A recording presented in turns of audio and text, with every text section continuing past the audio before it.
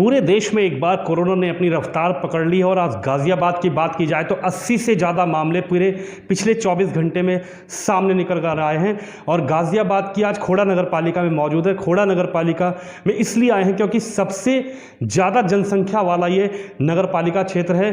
खुद हमारे साथ कृष्ण कुमार भड़ाना जी मौजूद हैं। कृष्ण कुमार भड़ाना अधिशासी अधिकारी हैं खोड़ा नगर पालिका से। जानने की कोशिश करेंगे कि इतने बड़े क्षेत्र में क्या तैयारियां हैं।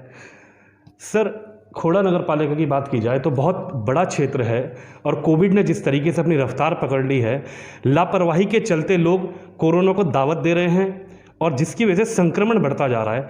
आपकी क्या तैयारी है? क्योंकि नगर पालिका खोड़ा की बात की जाए तो खोड़ा एक ऐसी जगह है जहां पर हर तरीके का व्यक्ति रहता है। नगर पालिका परिषद खोड़ा मकनपुर द्वारा जो कोरोना की दूसरी लहर आई है जी, इसको लेके बहुत ज़्यादा सक्रिय है और इसके लिए जो हमारे द्वारा वार्ड निगरानी समितियां बनाई गई थी जी, उन वार्ड निगरानी समितियों की समीक्षा कल भी हमने 1 से लेकर 10 वार्ड तक के सभी वार्ड समिति के अध्यक्ष जो हमारे पार्षदगण हैं, सभासद की बात कर रहे हैं, सभासद हैं जी, और जो भी सदस्य हैं उन सबकी कल एक मीटिंग बुलाई थी 1 से 10 तक। आज 11 से लेकर और 22 तक के वार्डों की आज एक मीटिंग बुलाई थी हमने। और कल भी हम 23 से लेकर 34 तक के वार्डों के जितने भी हमारे सभासद और जो भी हमारी वार्ड निगरानी समिति के पार्षद सदस्य हैं उनकी हमने मीटिंग आहूत की है। इस मीटिंग में हमारा फोकस ये है कि जो वार्ड निगरानी समिति है वो प्राइमरी लेवल पर अपने वार्ड में, वार्ड क्षेत्र के अंतर्गत जो भी लोग महाराष्ट्र से या जो भी लोग छत्तीसगढ़ से, झारखंड से, जिन एरियो में ज़्यादा फैल रहा है, पंजाब से, उनसे आने वाले लोग हैं, पहले तो उनको डिटेक्ट करना जी, और उनको डिटेक्ट करके उनकी प्राइमरी जांच कराना कोरोना से संबंधित। दूसरा टारगेट हमारा ये है कि जो हमारी वार्ड निगरानी समितियां हैं वो पूरे डोर टू डोर जाएंगी जी, और जाने के बाद लोगों का टेम्परेचर और ऑक्सीमीटर से उनका ऑक्सीजन का लेवल भी चेक करेंगी और जिसमें भी एबनॉर्मल लक्षण नज़र आएंगे जी, उनको तुरंत रजिस्ट्रीकृत करके नियर जो हमारा अर्बन हेल्थ सेंटर है वहाँ पर उसकी कोविड की जांच कराएंगे। एक तरीके से हमने ये डोर टू डोर का अभियान चलाया और इसमें हमने समितियों से मानवीय और मानवता की रक्षा के लिए आगे आने की अपील की है इसमें। और हमारी कोशिश ये है कि जिस तरह पिछली बार भी जी, आपने देखा होगा इतना ज़बरदस्त कोरोना का प्रभाव रहा, लेकिन उसके बावजूद भी खोड़ा में इसका बहुत ज़्यादा प्रभाव नज़र नहीं आया था। तो इस बार भी हमारी जोर इसी बात पर है कि हम इस बीमारी को फैलने नहीं देंगे। उसके लिए हम बड़े पैमाने पर सैनिटाइजेशन करेंगे, उसकी हमने एक पूरी कार्य योजना बना ली है, पूरी ज़बरदस्त। इसके अतिरिक्त टेस्टिंग जी, और इसके अलावा जो भी कॉन्टैक्ट में आए हुए लोग हैं उनकी ट्रेसिंग, ये हमारा उद्देश्य है। टेस्टिंग ज़्यादा से ज़्यादा मात्रा में कराना। इसके अलावा उनको जो है जो इससे संपर्की हैं, कॉन्टैक्टी हैं, उनका ज़्यादा से ज़्यादा पता लगाना सही समय पर। अगर हम ये करा पाएंगे तो हम अच्छी तरीके से कोरोना को मात देने में सफल होंगे। सर, आपने कहा कि वार्ड समिति आपने एक बना दी है, लेकिन सबसे बड़ा सवाल उठता है कि जनसंख्या बहुत ज़्यादा है, मार्केट बहुत ज़्यादा है, लगातार साप्ताहिक बाज़ार लगते हैं खोड़ा के अंदर, दुकानें इतनी ज़्यादा हैं, उसमें अक्सर देखा जाता है कि दुकानदार या फिर ग्राहक या फिर साप्ताहिक बाज़ार लगाने वाले लोग या तो जागरूक नहीं हैं, अगर जागरूक हैं भी तो नियमों का उल्लंघन कर रहे हैं। ऐसे लोगों पर क्या कार्रवाई की जाएगी सर?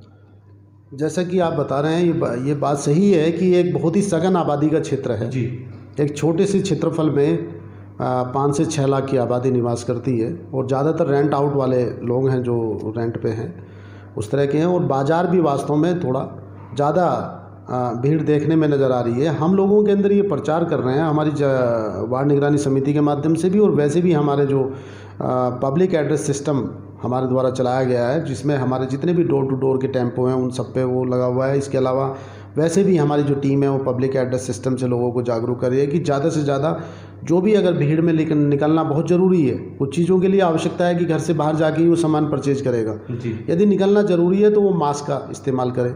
यदि किसी सतह को छुए तो उसके तत्काल बाद अपने हाथों को अच्छी तरह सैनिटाइज करे।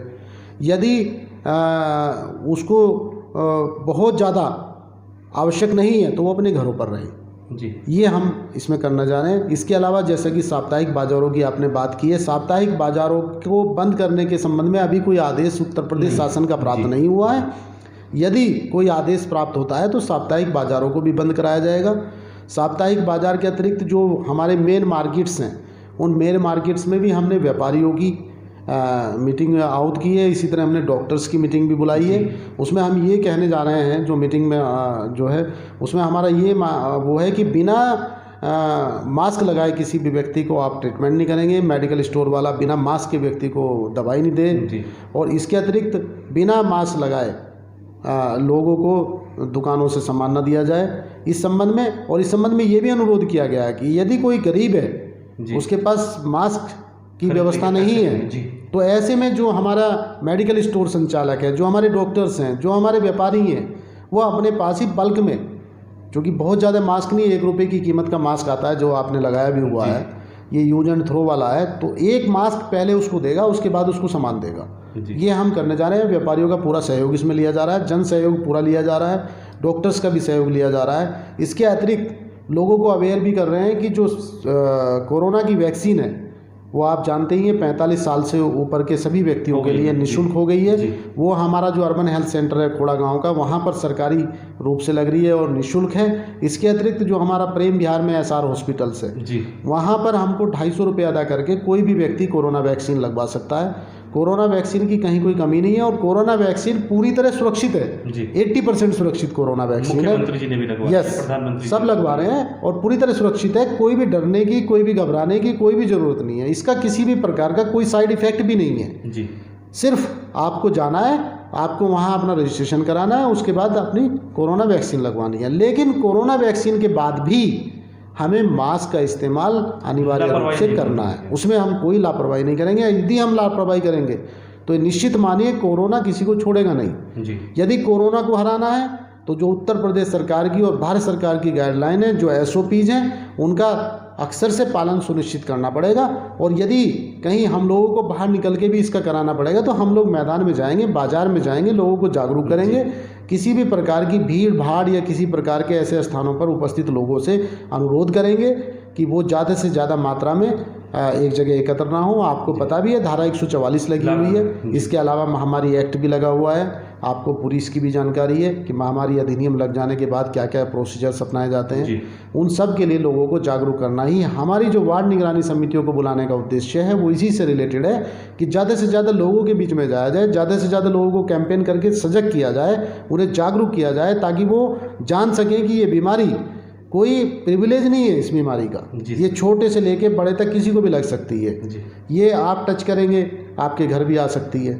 आपके घर आने से बहुत नुकसान है। मैं तो आपके चैनल के माध्यम से सभी ये नागरिकों से अपील करूंगा कि जो भी कामकाजी व्यक्ति हैं, अगर वो काम करने के लिए बाहर जाते हैं और बाहर से घर आते हैं तो पूरी सावधानी बरतें। क्योंकि आप ये मान के चलिए कि यदि आप कोरोना इफेक्टेड होंगे तो आपके बच्चे भी कोरोना इफेक्टेड हो जाएंगे, आपके बुजुर्ग माँ बाप भी कोरोना इफेक्टेड हो जाएंगे, पूरा परिवार उसमें आ जाएगा। और ये निश्चित मानिए यदि आप यंग हैं तो आपकी इम्यूनिटी अच्छी हो सकती है, लेकिन आपके बच्चे की इम्यूनिटी अच्छी नहीं है, क्योंकि बच्चा छोटा है, माँ बाप बुजुर्ग हैं, उनकी इम्यूनिटी अच्छी नहीं है, तो ये उनके लिए जानलेवा हो सकता है। इसलिए इसमें अवेयर रहने की आवश्यकता है। मैं बार बार ये कहता रहा हूँ, पिछली बार भी मैंने कहा था कि जब भी आप बाहर जाएँ आप पूरे मास्क, दस्ताने और सिर पे कैप वगैरह लगा के जाएं, और जब लौट के आएँ तो उन कपड़ों को घर से बाहर ही उतारें, गर्म पानी में स्नान कर लें, पूरी तरह अपने को सैनिटाइज करने के बाद ही अपने जो नियर एंड डियर हैं, जो आपके बच्चे हैं, आपके बुजुर्ग माँ बाप हैं, उनके पास जाना सुनिश्चित करें। और इस अपील का मेरी का बहुत ज़्यादा प्रभाव भी पड़ा। और आपके चैनल के माध्यम से पुनः मैं अपील कर रहा हूँ कि ये जन सहयोग से हमें कोरोना को हराना है और भारत को जिताना है। भारत को जिताना। सर एक सवाल ये उठता है, खोड़ा के अंदर राजनीतिक दल बहुत हैं, खोड़ा के अंदर समाज सेवी बहुत हैं, क्या ऐसा लगता है कि नगर पालिका उन लोगों से भी मुलाकात करेगी? इसको सबको एकत्रित होकर, इसमें कोई राजनीति नहीं है, इसमें कोई दल की बात नहीं है, इसमें कोई वैसी बात नहीं है, तो समाज का काम है कि सामाजिक लोगों से भी मुलाकात की जाएगी? सर, इसमें हमने जितने भी NGO हैं, जो भी NGO यहाँ पर हैं, जो भी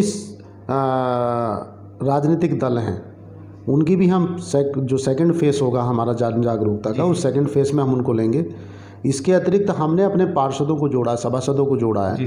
सभासद हमारी वार्ड निगरानी समिति का अध्यक्ष है। सारे सभासद एक पार्टी के नहीं, अलग अलग पार्टियों के सभासद हैं। सभी की उनकी अपनी पार्टियां भी उन्हें कोरोना के प्रति जागरूक कर रही हैं। आपने देखा होगा बहुत ऐसी पार्टियां हैं जो कैंपेन चला रही हैं, वैक्सीनेशन का कैंपेन चला रही हैं, उसमें सहयोगी कर रही हैं, डॉक्टर्स का सहयोग कर रहे हैं, हमारा नगर पालिका का सहयोग कर रहे हैं।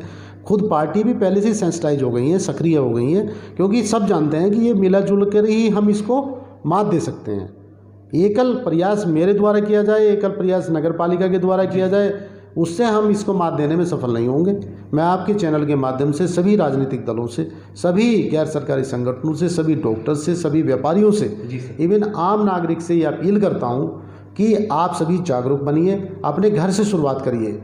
हम सुधरेंगे तो युग सुधरेगा, है ना। हमें अपने से शुरुआत करनी है। यदि हम सावधानियाँ रखेंगे तो निश्चित रूप से हम इसे हरा पाएंगे। एक आखिरी सवाल और आपसे, अगर कुछ लोग लगातार सरकार समझा रही है, प्रशासन समझा रहा है, आप लोग जागरूक कर रहे हैं, कुछ लोग फिर भी नहीं मानते, तो क्या नगर पालिका दंडनीय कुछ ऐसा करेगी? प्रोग्रेस है सर इसमें? इसके लिए भारत सरकार और उत्तर प्रदेश सरकार द्वारा बहुत ही कठोरता के साथ जो हमारे SOPs हैं उनका पालन सुनिश्चित कराने के निर्देश प्राप्त हुए हैं हम लोगों को। और ये निश्चित मानिए कि धारा 188 जो भारतीय दंड विधान की धारा है, उसके तहत ऐसे लोग जो कोरोना के नियमों का उल्लंघन करेंगे या SOPs का पालन नहीं करेंगे, उन पर धारा 188 में वाद पंजीकृत भी कराए जाएंगे, उनके विरुद्ध कार्रवाई भी की जाएगी। इसके अतिरिक्त जो मास्क नहीं पहनेंगे, इसका भी अभियान हम चलाने वाले हैं। ड्रोन कैमरे से भी नज़र रखने वाले हैं कि जो लोग मास्क नहीं पहनेंगे उन पर जुर्माना किया जाएगा।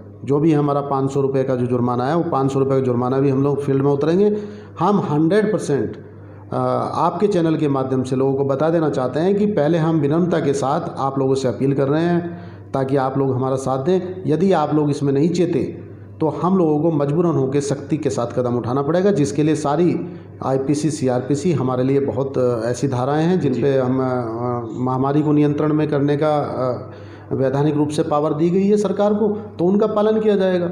वैसे मुझे पूरी उम्मीद है कि खोड़ा की जनता जो है बहुत समझदार है, क्योंकि यहाँ हेट्रोजेनिटी है, अलग अलग प्रांत के, अलग अलग संप्रदाय के, अलग अलग धर्म के लोग यहाँ एक ही जगह निवास करते हैं।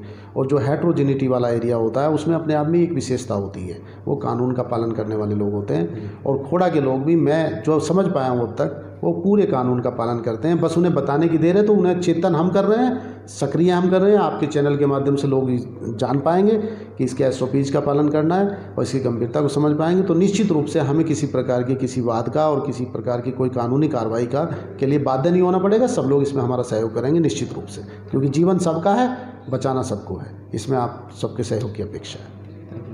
तो कृष्ण कुमार भड़ाना जी थे, अधिशासी अधिकारी हैं खोड़ा नगर पालिका के। उन्होंने साफ किया है कि हम किसी को भी दंडात्मक वो नहीं करना चाहते, लेकिन आप लोगों से हाथ जोड़कर यही अपील है, कोरोना को हल्के में ना लें, कोविड को हल्के में ना लें, और जो नियम और कानून बनाए गए हैं, 2 गज की दूरी, मास्क है जरूरी के साथ आप चलें। कोरोना आपके आसपास भी भटक नहीं पाएगा।